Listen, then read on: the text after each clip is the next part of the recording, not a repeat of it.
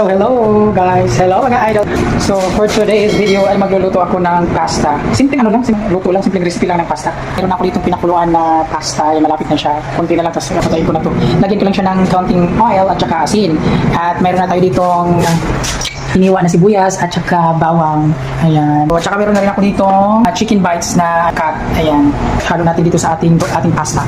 At saka syempre haluan natin na may nakita ko ito sa stocks ko na mushroom. Ano ko yung expiration. Saktong-sakto din na nakita ko ito kasi malapit na siyang mag-expire. Diyos mio marima. Katapusan mag-expire na. So buti na nakita ko. At saka nakita ko rin yung tuna ko dito. May tuna ko na stock dito sa aking cabinet. So gagawa ko ng tuna salad. Partner ko dito sa aking pasta. Ayan. So yan ang ating gagawin for today's video. So while, iwan ko naririnig yung while umikot yung labahan ko doon. So ayun guys, akamoy na natin ang ating pasta kasi okay na to. Huwag natin masyadong hindi baka ma-overcook. Pangit pa ma-overcook. So ayan. So bali yung niluto ko, tansyahan lang ko. May mga stock ako dito ng pasta, kaya in case pag gusto kong magpasta, at least may maano ako, magluto ako dito. At saka saktong-sakto din kasi wala na akong available na rice, nakalimutan ko yung malapit naman na din magsahod. Ang bilis ng panahon kasi. So ayan, nandito na ang ating pasta. Ayan. Magnikis-nikis na tayo. Magluto na tayo ng ating sauce nito. Siyempre, unahin na muna natin yung chicken. So ayan guys, maglalagay lang ako ng olive oil. Ayan.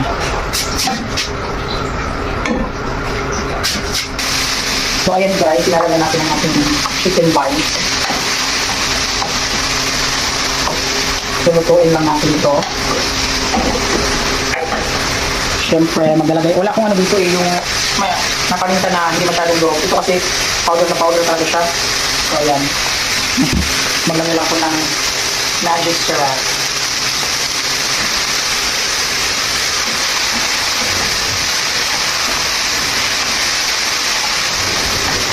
Baka makalimutan pa natin yung asin pala ang iatay.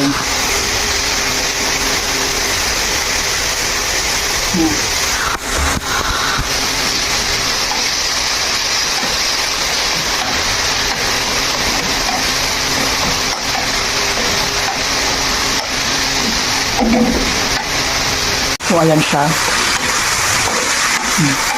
Magmamantika din siya. Mekos-mekos lang natin hanggang sa maluto.